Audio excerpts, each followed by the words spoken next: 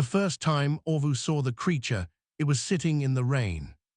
Not hiding from it, not curled under the overhang near the supply entrance where most small animals like to shelter. Just sitting, out in the open, in the grey drizzle that swept across the Sarathi lowlands every seventh cycle without fail. Sitting and looking up at the outer wall of the Sarathi containment facility like it was waiting for the wall to say something. Orvu stopped walking his patrol route and stared. The creature was small, smaller than a Sarathi hound. Its scales were a pale silver, almost white in the dim light, and its wings were folded tight against its back like two closed fans. It had a long neck and eyes the color of old gold, and those eyes were fixed on a specific point near the top of the third cell block. A dragonkin, a hatchling by the size of it, no older than 4 seasons. Orvu had worked the night shift at the facility for 11 years. He had seen plenty of strange things outside the walls, protest groups, journalists, a man who came every week for 2 years to leave flowers for an inmate who had already been transferred. But he had never seen a dragonkin hatchling sitting alone in the rain, watching a prison wall. He walked over. The hatchling did not move as he approached. It watched him with those gold eyes, calm and steady, the way old things watched the world, not the way a 4-season hatchling was supposed to watch anything. "This is a restricted perimeter," Orvu said. "You cannot be here." The hatchling looked back at the wall. "You need to move along," Orvu said. "Is there an adult with you, a guardian?" "No," the hatchling said. Its Sarathi was careful and accented but clear. "I am alone." Orvu looked around. The road behind the facility was empty. No transports, no other beings. Just the rain and the flat grey land and this small silver creature sitting in the wet dirt. "Where did you come from?" "The city," it said. "I walked." The city was 4 kilometers away. Orvu crouched down so he was closer to eye level. "What is your name?" "Sorrel." "Sorrel, why are you here?" Sorrel looked at the wall again, at that same specific point. Orvu followed its gaze and worked out the angle. 3rd cell block, upper level, east corridor. That section held long-term detainees, the ones serving more than 10 years. "There is a human in there," Sorrel said. "His name is Darren. He did not do what they said he did. I was there. I saw what really happened. They would not let me speak at the trial because I was too young, so I am here." Orvu was quiet for a moment. He knew the case. Everyone at the facility knew it. The human soldier convicted 3 years ago for destroying a Sarathi diplomatic shuttle. 7 beings killed. The evidence had been solid, the trial fast, the sentence long, 30 years. There had been one contested point. A dragonkin hatchling had appeared at the courthouse claiming to be a witness. The court had reviewed its age and dismissed it before it could speak a single word of testimony. Sarathi law was clear. Witnesses must be of reasoning age. Dragonkin did not reach reasoning age until their 12th season. Orvu had forgotten about that detail until now. "That was 3 years ago," he said. "You were turned away 3 years ago, and you have been here since." "No," Sorrel said. "I tried other things first. I went to the Dragonkin Council. They said to wait. I went to the human representatives. They said they were working on it. I waited 8 months. Nothing changed, so I came here." "You have been here tonight." "I have been here for 6 nights." Orvu straightened up. He looked at the hatchling, at the rain running off its folded wings, at the patient, settled way it held itself like it had already decided it was not going anywhere. "You cannot sleep here," he said. "I will sleep in the morning," Sorrel said. "At night I watch, so he knows someone is watching." Orvu did not have an answer for that. He stood in the rain for another moment, then he walked back to his post and filed a report. He wrote exactly what he had seen. He recommended the facility administration contact Dragonkin Community Services in the city. His supervisor read the report the next morning and told him the hatchling would be gone within a day or 2. Orvu went back on shift that evening. Sorrel was still there. Same spot, same posture, those gold eyes fixed on the same point on the wall. The rain had stopped and the night air had gone cold. cold enough that Orvu could see his own breath, and the hatchling was sitting in it without complaint. Orvu went inside and found an old equipment tarp in the storage corridor. It was rough and it smelled like machine oil, but it was thick. He went back out and set it down next to Sorrel without saying anything. Sorrel looked at it, then looked up at him. "You are kind," Sorrel said. "I am cold just looking at you," Orvu said, and went back inside. He told himself it meant nothing. The creature would be gone by the end of the week. Someone would come for it, the Dragonkin Council or the city wardens or its own family. By the end of the week, no one had come. Sorrel was still there. And up in the east corridor of the third cell block, in a narrow cell with one small window, a human named Darren sat on the edge of his cot and looked out at the night. He could not see much. A strip of dark sky, the faint glow of the lowland road. And some nights, when the angle was right, something that caught the light faintly. Small, silver, steady. He did not know what it was, but it was always there, and that, without any reason he could name, made the nights easier to get through. 7 years is not a long time for a dragonkin. Their lives stretch across centuries. Their memories hold everything, clear and sharp, like text carved into stone. But 7 years outside a prison wall, in the Sarathi cold, is a long time for anything. In the first year, a journalist named Belty noticed Sorrel while doing a routine piece on overcrowding at the facility. She stopped her transport, got out and walked over. She asked questions. Sorrel answered them all plainly and without drama. She filed a short piece. Hatchling vigil, loyalty or stubbornness. It ran on the local network, got modest attention, and was forgotten within a week. But Belty kept the notes. In the second year, Darren wrote a letter. He wrote it by hand on prison paper and addressed it to the Dragonkin Council in the city. He had figured out by then what the silver shape outside his window was. A guard had mentioned it, trying to taunt him, not understanding that it would do the opposite. The letter said, "Please take Sorrel home. Please do not let it waste its life out there. I am fine. I will survive this. Sorrel does not need to do this." The letter was flagged by facility administration and never sent. It was marked as a potential attempt to make outside contact for legal maneuvering, filed away, forgotten. Sorrel never knew Darren had written it. In the third year, winter hit the Sarathi lowlands hard, the kind of cold that cracked the road surface and turned the air into something sharp and painful to breathe.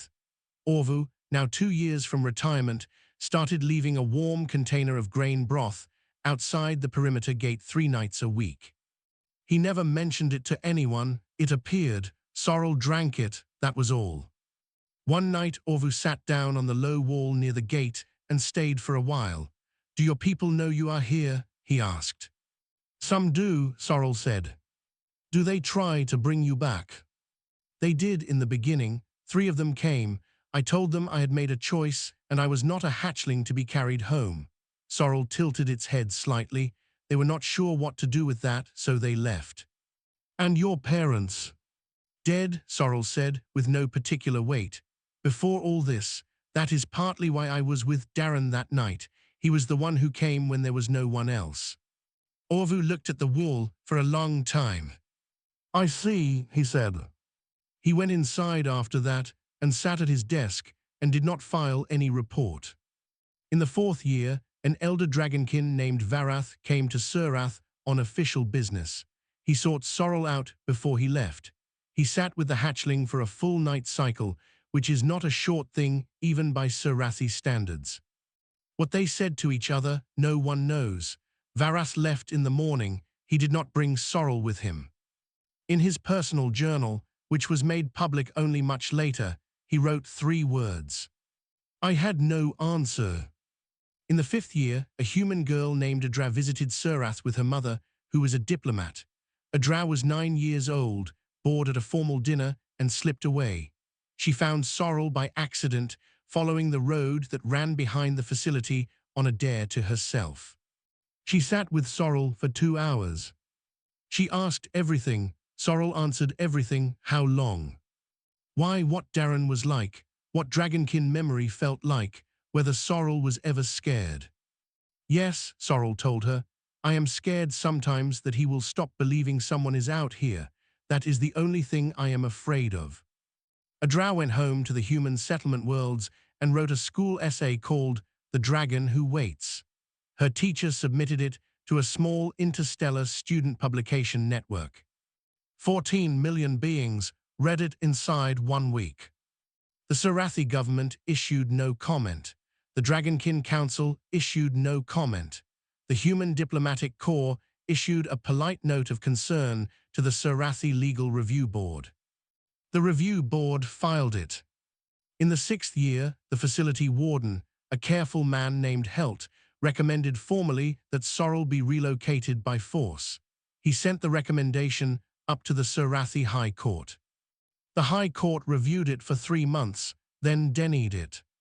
Moving Sorrel now would draw attention to the fact that it had been permitted to stay for 5 years.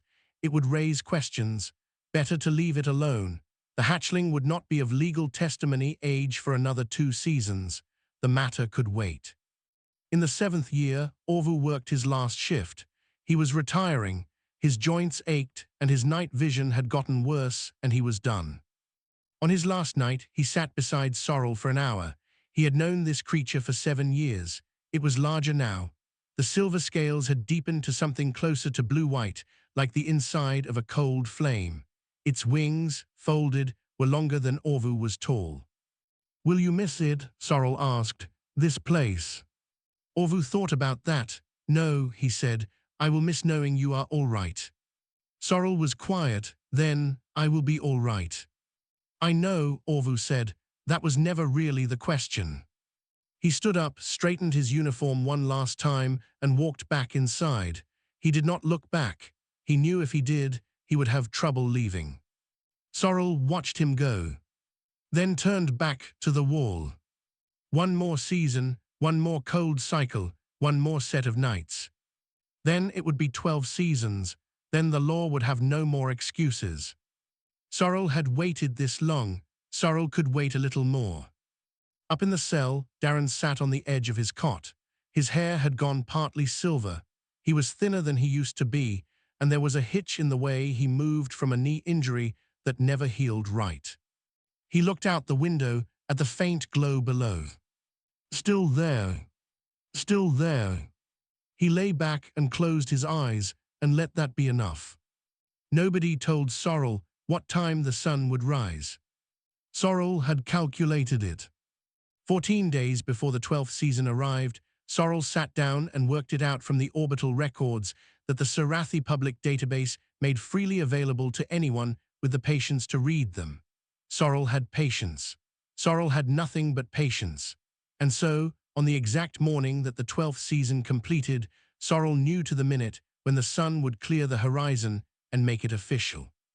A small crowd had gathered before dawn. No one organized it. People simply came. There were journalists. Belty was there, the same one from the 2nd year, older now, standing near the back with a recording device and an expression on her face that she was clearly trying to keep professional. There were ordinary Sarathi citizens who had followed the story in bits and pieces over the years. There was a cluster of humans from the consulate, standing together, very still. There were 3 Dragonkin elders in formal traveling cloaks, who had arrived overnight and positioned themselves at the edge of the gathering without speaking to anyone. And there was Sorrel. When the sun rose, Sorrel stood.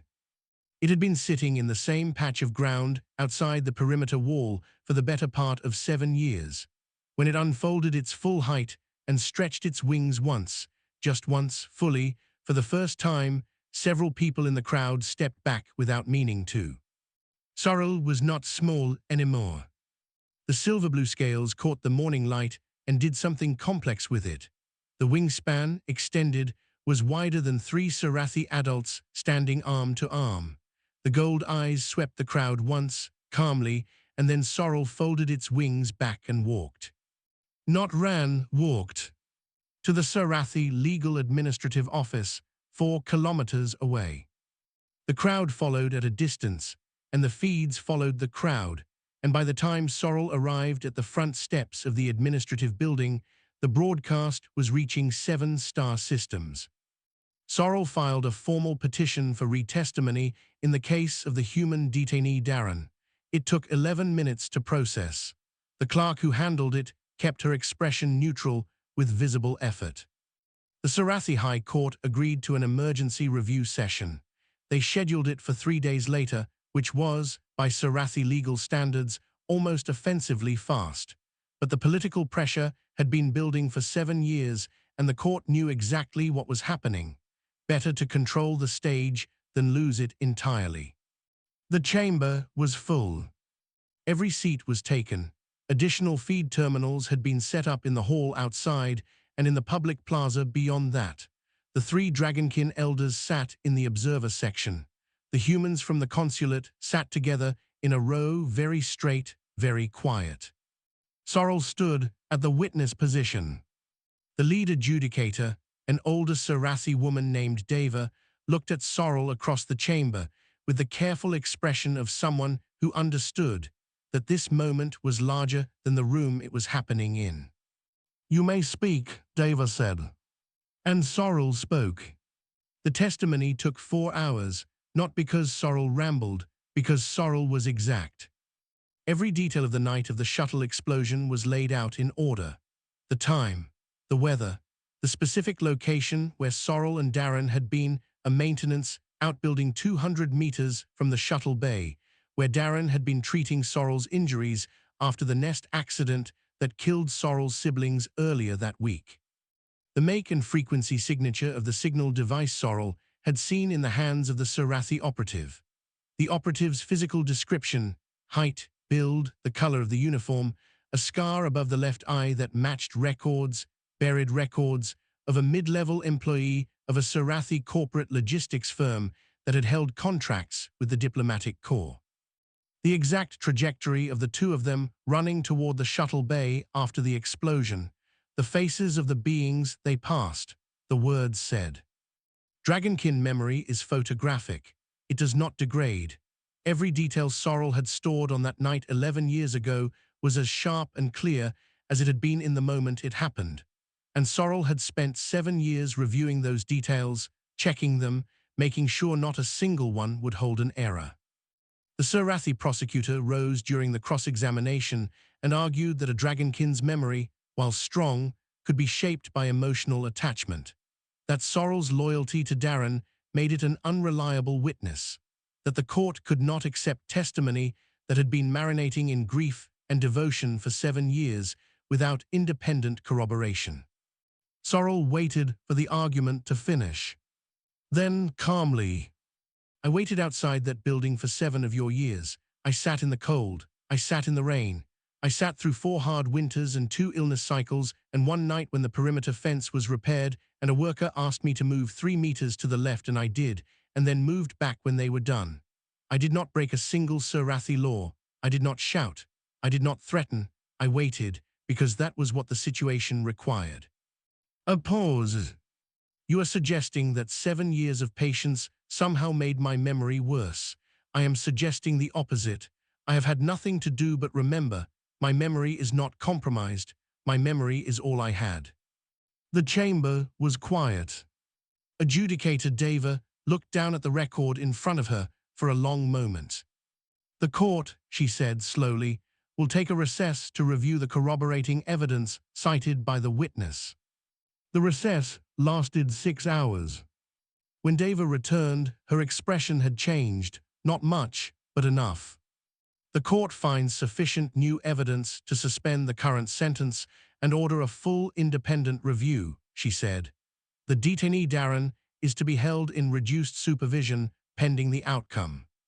It was not freedom yet, but it was the door moving. Sorrel stood very still and said nothing. Outside the chamber, through the walls, the crowd noise reached them anyway. It was not cheering, exactly.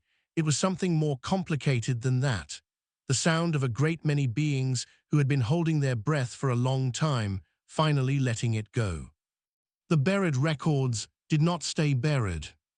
Once the High Court ordered the independent review, the investigators went looking with the specific details Sorrel had given them.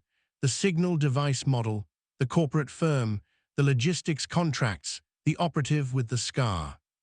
They found the thread and they pulled it. It came loose faster than anyone expected. The operative had died 4 years prior, a quiet death, filed under natural causes, but his personal records had not been fully cleared from the corporate server system. The firm that employed him had been dissolved and its assets folded into a parent company, and in that messy transition, a data archive had been stored and forgotten. That archive held communication logs, signal codes, scheduling orders. The shuttle had been destroyed on purpose. It had been destroyed to kill a specific diplomatic aide who was going to recommend the human-Sarathi trade agreement move forward. The corporate faction that stood to lose money from that agreement had arranged it. The blame had been arranged too, with evidence planted carefully and a fast trial that did not look too hard at what it had. The Sarathi legal investigators handed their findings to the High Court on the 31st day after Sorrel's testimony. 3 senior officials were arrested by the end of that week, 2 more by the week after. On the 36th day, the High Court issued a full release order. The facility received the order at night. The on-duty administrator processed it, double-checked it, sent a confirmation back, and then walked to the east corridor of the 3rd cell block and told the inmate in room 14 that he was being released the following morning. Darren sat on the edge of his cot and read the document the administrator slid under the door. He read it twice. Then he put it down on his knee and sat very still for a while. He was 39 years old. He had gone in at 32.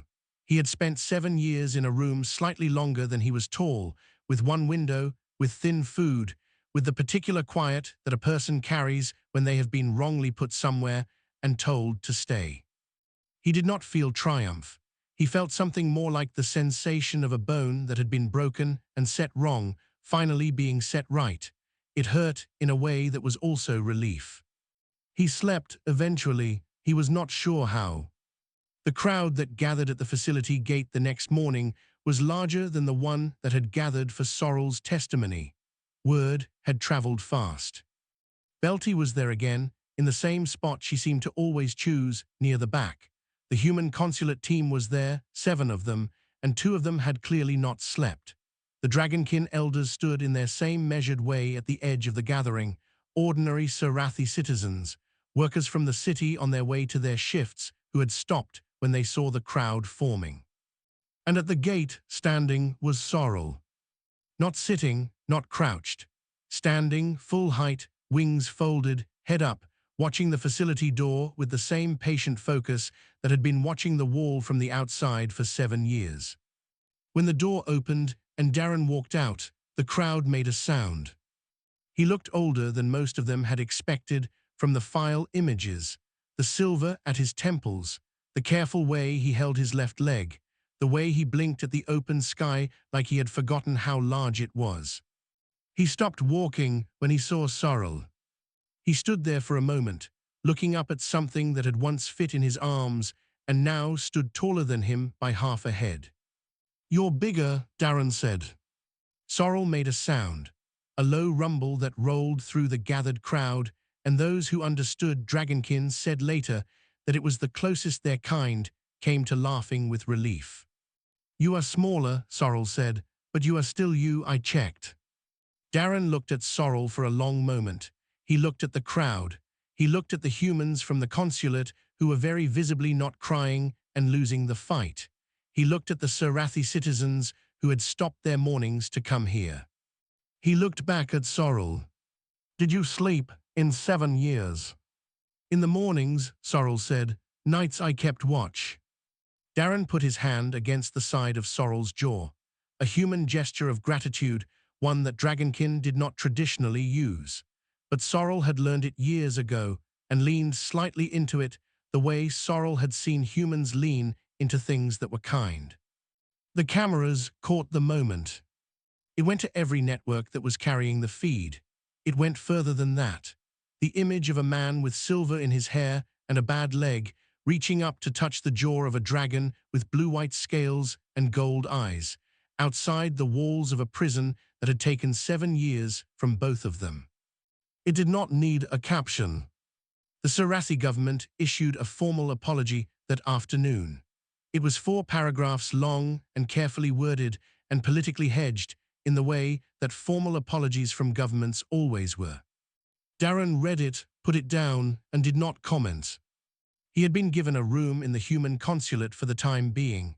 Clean, quiet, a window that faced the hills. He stood at that window for a long time in the late afternoon, watching the light change across the Surathi lowlands. Sorrel came and sat outside the building below, not because it needed to keep watch anymore, just because it was not yet done being near. Darren looked down from the window and saw the blue-white shape below and felt, for the first time in 7 years, that he was in the right place. Not a triumph, not a victory parade. Just the right place. That was enough. For now, that was everything. The feeds stayed busy for weeks. Every species with access to interstellar broadcast networks had something to say about it, and no 2 of them said quite the same thing. The Drevari were species of many legs and very practical minds. Their initial coverage focused not on the legal outcome or the emotional reunion, but on the biology. A dragonkin hatchling surviving 7 years of a foreign planet's weather cycles, eating irregularly, sleeping only in short periods, maintaining cognitive function and precise memory throughout. This was, to the Drevari, a remarkable physiological event. Their scientific institutions formally requested data from the Surathi medical database on Sorrel's recorded health during the vigil period. 3 papers were published within the month. They were thorough and detailed and completely missed the point, but they were very well researched. The Muvali were a species that existed as a distributed consciousness, no individual mind, only the shared whole. They had followed the story through their network and processed it carefully. Their representatives sent a formal query to the Dragonkin Council that read, in translation, "Please clarify, during the vigil period, how many individuals comprised the waiting group?" The Dragonkin Council replied, 1, Sorrel was alone. The Muvali went quiet for 11 days. Then they sent a second query, does the human Darren also count as one of the waiting group, in the sense that he waited as well from the other side? No one had thought to frame it that way before. The Dragonkin Council answered, yes, we believe that is correct.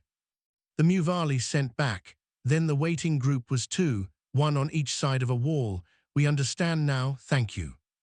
They did not communicate about it again, but something in the way Muvali individuals described the concept of loyalty changed after that, in small ways, in their internal language. The Surathi public did not respond the way the Surathi government had. The government issued its careful apology and moved on to the next political item. The public did not move on. Ordinary citizens began leaving things at the spot outside the facility wall where Sorrel had kept vigil. It started with one person who left a bundle of dried lowland flowers on the ground near the outer gate, then another person, then more. Within a week, the space had become a site. Within a month, it was covered in offerings, food, handmade items, written notes in a dozen languages, small objects that meant nothing to anyone except the person who left them. The facility administration complained. The city council said it was technically public land and the citizens could use it as they chose. The site was cleaned up twice. Both times it was quietly rebuilt within 2 days. It stayed. Elder Varath of the Dragonkin spoke at the Galactic Assembly in the month following the release. He was not required to speak. No one had asked him to. He simply appeared on the agenda and took the floor. He spoke for a long time, which was unusual. Dragonkin elders were known for being brief. He said that Sorrel had acted in the fullest tradition of Dragonkin witness-keeping, which was the highest honor a Dragonkin elder could give. He said that the Dragonkin community had failed Sorrel by allowing political caution to outweigh moral obligation for 7 years. He named it plainly, which was even more unusual. He did not offer an excuse. He did not soften it. We watched, Varath said. Because watching was easier than acting. A hatchling understood something that a full council of elders did not. We owe a reckoning for that. The assembly was quiet in the way that very large rooms full of very old political creatures get quiet when someone says something true out loud that everyone had been carefully not saying. The speech was recorded. It was replayed across many networks. In Dragonkin communities on several worlds, it was the beginning of a longer internal conversation that would take years to work through. Among humans, the story traveled the way things travel when they are too true to stay in one place. There were no official declarations, no government ceremonies, no formal memorials commissioned. But in the mess halls of human military stations, someone put the image on a wall, the image of Darren's hand against Sorrel's jaw outside the gate. In the small offices of human diplomats posted to difficult worlds, the same image appeared. On colony ships making long hauls between systems, people talked about the 7 years the way people talk about things that matter. And a phrase started. No one knows where it began. It was not planned. It was not marketed. When a human was in a hard situation, a long posting, a difficult negotiation, a sentence that was taking too long in whatever form sentences took, someone would say it to them. Someone's waiting. It meant you are not forgotten. Someone is outside the wall. Hold on. It spread the way things spread when they fill a need that people did not know they had words for. A young Sarathi legal clerk named Ornu, nephew of the retired guard Orvu, wrote a formal academic paper on the case. He was finishing his legal studies and needed a thesis. He chose this one partly because of his uncle and partly because he could not stop thinking about it. He tracked Darren down at the human consulate to ask one question for the conclusion. How did you endure 7 years, knowing you were innocent and that nothing was moving? Darren thought about it for a moment. Something was moving, he said, just quietly, and on certain nights when the angle of the window was right, I could see something silver outside the wall. I knew what it was, eventually, and I knew that meant someone was still out there, still fighting, just in a way that didn't make noise. That's enough. It's always enough if you know someone's still there. Ornu put the quote at the end of his paper. His paper was published. The quote became the part everyone remembered. 1 year after the gate opened, Darren still woke up at night sometimes and needed a moment to remember where he was. Not because he forgot, more because the room was real in a way that still surprised him. The walls were painted a soft color. The window was large and faced a hill. He had chosen the curtains himself, from a market stall in the Sarathi lower quarter, and that small fact still felt significant in a way he could not explain to anyone who had not spent 7 years without choices. He worked now, nothing grand, a consulting position with the Human Sarathi Trade Liaison Office that had been quietly rebuilt in the months after the arrests. He read long documents. He attended careful meetings. He understood, better than most people in those meetings, how much damage a broken agreement could do and how long the repair took. He was good at the work. He was patient with it. People who did not know his history noticed that he had an unusual tolerance for slow progress. People who did know his history understood why. Sorrel was traveling. Dragonkin formal education was an itinerant thing. It did not happen in one place. It moved through places, libraries, councils, elder residences, sites of historical significance, and the student moved with it. Sorrel had deferred it for 7 years and had started it in the months after the release, moving through several worlds with a formal traveling letter from the Dragonkin Council. But Sorrel came back for the anniversary. No announcement, no arrangement. Darren simply heard a sound from the building's rooftop access, a careful, measured sound, like something large trying not to wake anyone, and went up and found Sorrel already settled there, wings folded, watching the horizon. The rooftop was not designed for Dragonkin. Sorrel had arranged its limbs in a specific configuration that worked, more or less, with some overhang of the tail over the eastern edge that Sorrel seemed entirely unconcerned by. Darren brought 2 cups of something warm. He handed one to Sorrel, who accepted it with both forepaws, carefully, in the way Sorrel had learned by watching humans over many years. They watched the sun go down over the Surathi hills. The hills were long and low and turned a deep amber in the evening light. The city was visible at the edge of sight, its lights beginning to come on in the growing dark. The facility, 4 kilometers away, was just a shape at this distance, a set of angles against the sky. Darren looked at it. He looked at it without the weight he used to carry when he thought of it. That surprised him still. Not that the weight was gone, it wasn't entirely gone, but that it had changed shape into something he could hold more comfortably. "You didn't have to," he said. "Wait, I would have understood." "I know," Sorrel said. The light changed. The first stars appeared, faint, over the hills. 7 years is a long time, Darren said. "For you," Sorrel said. "For me it was. I kept measuring it differently. I did not measure it in days, I measured it in distance. You were always close. The other side of a wall, that is not far." Darren looked at his cup. "Were you afraid?" Sorrel thought about this in the careful way that Sorrel thought about things that deserved a careful answer. "Yes," Sorrel said. "Not that you would not survive. I knew you were strong enough for that. I was afraid that you would stop believing someone was coming. That is the only thing that scared me. The cold, the time, the waiting, those things were fine. But if you had stopped believing someone was out there," Sorrel paused, "I do not know what I would have done with that." "I didn't stop," Darren said.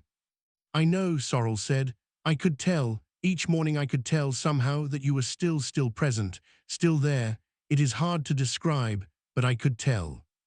Darren did not ask how, he believed it. Across the galaxy, things were moving in the way that things move when a stone is dropped in still water. Slow rings, spreading out.